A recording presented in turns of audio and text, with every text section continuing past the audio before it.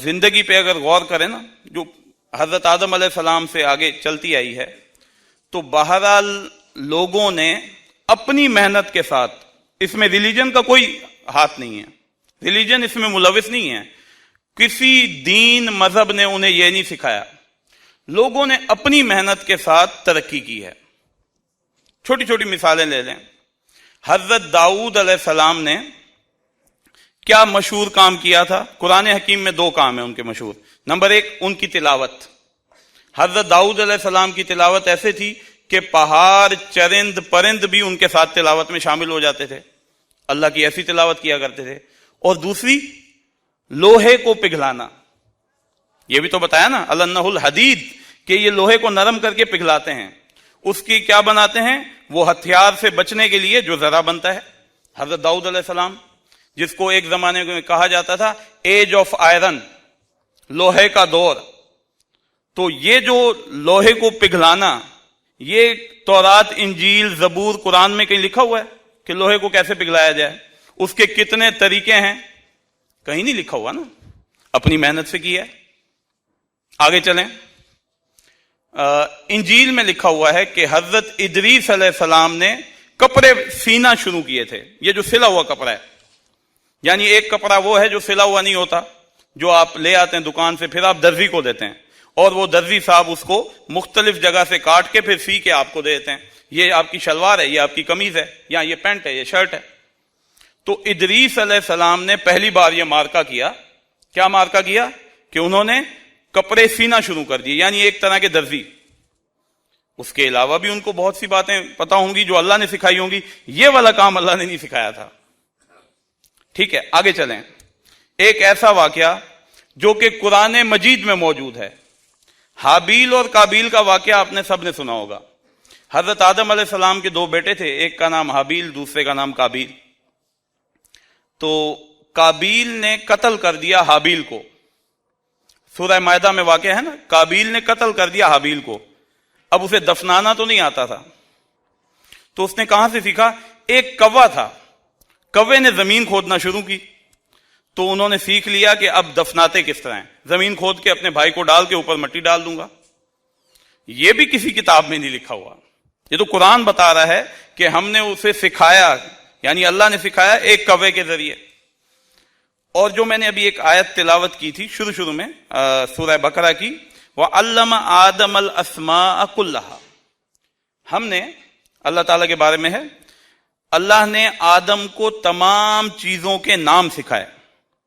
مختلف تشریحات ہیں، ڈھیروں تشریحات ہیں۔ ابن کثیر رحمہ اللہ کا کہنا ہے کہ انسان میں یہ صلاحیت ہے کہ وہ چیزوں کو نام دے سکتا ہے۔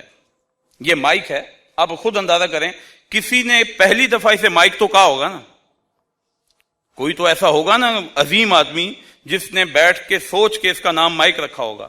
ایک اور چیز ابھی تو میرے پاس نہیں ہے، وہ آپ کے موبائل فون، یعنی وہ کوئی ذہین آدمی ہوگا نا جس نے کہا ہوگا اس کو سیل فون کہو یا موبائل فون کہو، کیونکہ اس کو لے کے تم چل سکتے ہو۔ یہ گھڑی ہے تو اس کو واچ، کسی نے تو کہا ہوگا نا، ریسٹ واچ۔ تو یہ ایک صلاحیت ہے، ہم نے انسان کو صلاحیت دی، وہ چیزوں کو دیکھ کے ان کے نام رکھ سکتا ہے، یہ اس میں صلاحیت ہے۔ تو ایک تو اس کی تشریح ابن کثیر نے یہ کی۔ ایک اور تشریح کی ہے امام قرطبی نے، وہ جو سب سے پہلی جن کی تفسیر تھی، تفسیر قرطبی۔ وہ کہتے ہیں کہ انسان میں یہ صلاحیت موجود ہے کہ وہ ترقی کر سکتا ہے از خود۔ اگر میں یہاں پہ نام لیتا ڈاکٹر اسرار احمد رحمہ اللہ تعالیٰ کا کہ انہوں نے بھی یہی تشریح کی ہے، تو اکثر لوگ یہی کہتے کون سا عالم تھے، ڈاکٹر ہی تھے نا، کون سا فقہ بند عالم تھے، اب امام قرطبی سے بڑا عالم تو میں بھی نہیں لا سکتا۔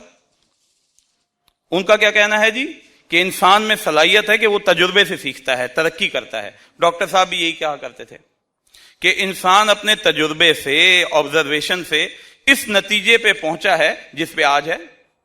یعنی آپ امیجن کریں کہ آپ کے پاس ایک موبائل ہے، کچھ عرصہ پہلے تک آپ اس موبائل کے ذریعے پاکستان میں بات کر سکتے تھے، آج وہ واٹس ایپ ہے، زوم ہے، گوگل میٹ ہے، اس کے ذریعے آپ افریقہ میں بات کرنے کوئی مسئلہ تھوڑی ہے، کر سکتے ہیں، ایزی ہے نا۔ آپ کی کمیونیکیشن کتنی ایزی ہو گئی ہے۔ یہ ایک معجزہ ہے اس کے لیے جو کہ آج سے 200 سال پرانا بندہ ہو، یعنی اس کے لیے معجزہ ہے۔ اور آج اگر آپ کا کوئی چھوٹا بچہ ہے اور آپ اسے کہہ دیں کہ تمہارا جو پردادا تھا اسے موبائل نہیں یوز کرنے آتا تھا، تو وہ یہی کہے گا اتنا جاہل پردادا جس کو موبائل ہی نہیں یوز کرنا آتا تھا، یہاں تو میں بہت آرام سے کر جاتا ہوں۔ تو تمدنی ارتقا تو ہوا نا، لوگوں نے اپنی عقل سے کیا ہے، یہ بھی بتانا بہت ضروری ہے۔ اچھا، جوں جوں تمدنی ارتقا ہوتا گیا، لوگوں کے آپس میں تعلقات بھی تبدیل ہوتے گئے۔ بہت سمپل سی بات ہے کہ ایک دور میں اگر لوگ آپس میں زندگی گزار رہے ہیں جس میں دو ہی گھر ہیں، ایک گھر ایک پہاڑی کے نیچے رہتا ہے، دوسرا جنگل میں رہتا ہے، تو ان کے تمدنی تعلقات کیا ہوں گے؟ ہفتے کے بعد ملتے ہوں گے، بات شات کر کے واپس چلے جاتے ہوں گے۔ کوئی بیمار ہوتا ہوگا تو اسے بلا لیتے ہوں گے، آؤ بھائی تم بھی خدمت کر لو۔ میکسیمم تمدنی تعلقات یہ ہیں۔ اور آپ اور پیچھے چلے جائیں تو حضرت آدم علیہ السلام کے تمدنی تعلقات کیا ہوں گے؟ ایک خود، اگر میں ایک تشریح کے مطابق، ایک خود، ایک ان کی بیوی اور 4 ان کے بچے، ٹوٹل تمدنی تعلقات یہ ہیں، اور کوئی تعلق نہیں ہے۔ اب کیا کریں گے؟ کتنی دیر ان کے ساتھ گپ شپ لگائیں گے؟ خود اندازہ کریں۔ اچھا، اس سے ایک لیول آگے ہیں، یہ کلاسیکل دور ہے، آپ تھوڑا سا اور آگے آ جائیں۔ آگے آئیں تو آپ نوٹس کرتے ہیں کہ اب کچھ قبیلے بننا شروع ہو گئے۔ آدم علیہ السلام سے آگے اب قبیلے بنے ہیں، خاندان، خاندان کے بعد قبیلے، 5-6 خاندان کٹھے ہوئے ایک قبیلہ بن گیا۔ اب ان کے تمدنی تعلقات کچھ اور وسیع ہو گئے۔ کسی کا جھگڑا ہو گیا، اس نے اسے تماچا مار دیا، اس نے اسے تماچا مار دیا، اب فیصلہ کرنا ہے۔ ایک فیصلہ کرنے کا طریقہ تو یہ ہے کہ اس نے تماچا مارا ہے، تم بھی مار دو۔ یہ ہوتا رہا نا، قرآن حکیم میں بھی ہے، آنکھ کے بدلے آنکھ، کان کے بدلے کان، اور ایک جگہ تو اس طرح بھی تذکرہ ہے، زخم کے بدلے زخم، ہر چیز کا قصاص ہے۔ تو ایک طریقہ یہ ہے، بدلہ لے لو، بس بات ختم کرو، قصاص لو، قصاص میں تمہارے لیے حیات ہے۔ نیکسٹ لیول پہ چلے جائیں، اب اسٹیٹ بننا شروع ہو گئی، قبیلے سے ہٹ کے اب پوری اسٹیٹ بننا شروع ہو گئی، بڑے بڑے ممالک بننا شروع ہو گئے، ان کے لیے کوڈڈ لا بننا شروع ہو گئے، قوانین بننا شروع ہو گئے۔ اب ظاہر ہے وہاں پہ تمدنی ارتقا کسی اور لیول پہ پہنچ گیا۔ ٹرانزیکشنز ہیں، آپ کی میری ٹرانزیکشن ہے، میں نے آپ کو 20 کروڑ کا مال بیچا ہے، کس روپے میں بھیجا ہے؟ کیونکہ انٹرنیشنل ٹرانزیکشن تو ڈالر میں ہوگی، ڈالر کی تھرو بھیجا ہے تو کس اکاؤنٹ سے بھیجا ہے؟ وہ ایک ہی اکاؤنٹ ہے، سوئفٹ اکاؤنٹ ہے، اور کوئی اکاؤنٹ ہو نہیں سکتا۔ تو ایک نیکسٹ لیول پہ تمدنی ارتقا چلا گیا۔ اس سے اوپر چلے جائیں تو یہ جو بڑی بڑی ڈیلز ہوتی ہیں ملٹی نیشنل کمپنیز کی، وہ ایک اور اوپر چلے گئے۔ آپ کی فیملیز پہلے وسیع ہوئی، پھر دوبارہ سے سکڑ گئے، وہی معاملہ ہو گیا آدم علیہ السلام اور حوا اور ان کے بیٹے، وسیع ہوئی، پورا ایک خاندان بنا۔ اب پھر کیا معاملہ ہے کہ بچے کی جیسی شادی ہو علیحدہ کر دو، نیوکلیر فیملی آ گئی نا۔ شہروں میں یہی ہوتا ہے نا، اب وہ تو گاؤں میں ہوتا ہے کہ سارا خاندان مل کے رہے، چچا بھی اتھے، پھپھا بھی اتھے، سارے اتھے۔ شہروں میں تو یہ نہیں ہوتا نا، بہت زیادہ زور لگا لیں تو ماں باپ کو ساتھ ٹھہرا لیں گے، بہت زیادہ زور لگا لیں، کچھ عرصے کے بعد بھائی بھی علیحدہ ہو جاتے ہیں۔ تو نیوکلیر فیملی بنی نا، آدم علیہ السلام سے تھی، پھیلی، پھر واپس آ گئی۔ تو اب اس کے لیے ایک الگ تمدنی ارتقا، ایک نئی اس میں آ گئے آپ کڑی میں۔ اب پرابلم کیا ہو رہا ہے، اس کو سمجھیں۔ جوں انسان ترقی کرتا جا رہا ہے، نئے نئے مسائل آتے جا رہے ہیں۔ انسان نے ترقی کی، نئے نئے مسائل آئے، نئے نئے مسائل آئیں گے تو ان کے نئے نئے حل بھی چاہیے۔ جو وہ نئے نئے حل دے گا اس کو عمرانی فکر کہتے ہیں۔ معاشرے نے ایوالو کیا، ارتقا ہوا، معاشرہ اچھا ہوا، بہتر ہوا، اس کے لیے نئے نئے مسائل دینے کا حل دینے کی ضرورت تھی۔ وہ جو حل دیا جاتا تھا اس کو عمرانی فکر کہا جاتا ہے، بات ہی ختم۔ میں چھوٹی مثال دیتا ہوں۔ معاشرہ تنگ آ گیا بادشاہت سے تنگ آ گیا۔ ابھی کچھ وقت پہلے وہ جو قطر والے بھائی تھے، انہوں نے فرانس کے انقلاب کا تذکرہ کیا۔ تو فرانس کا انقلاب کیا ہے؟ بیسیکلی اس بادشاہ کو ہٹانا تھا۔ وہ کیوں ہو رہا تھا، وہ لمبی وجوہات ہیں۔ اب بادشاہ سے لوگ تنگ آ گئے، اب انہوں نے سوچا کہ کوئی تو نظام ہونا چاہیے، جمہوریت کا نظام دینا ہوگا، کیونکہ ہم بادشاہ سے تنگ ہیں۔ تو ان مسائل کا حل جمہوریت میں ہے۔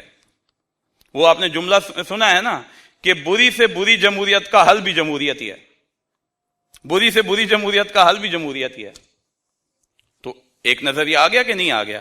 اچھا اسے چھوڑیں، آگے چلیں۔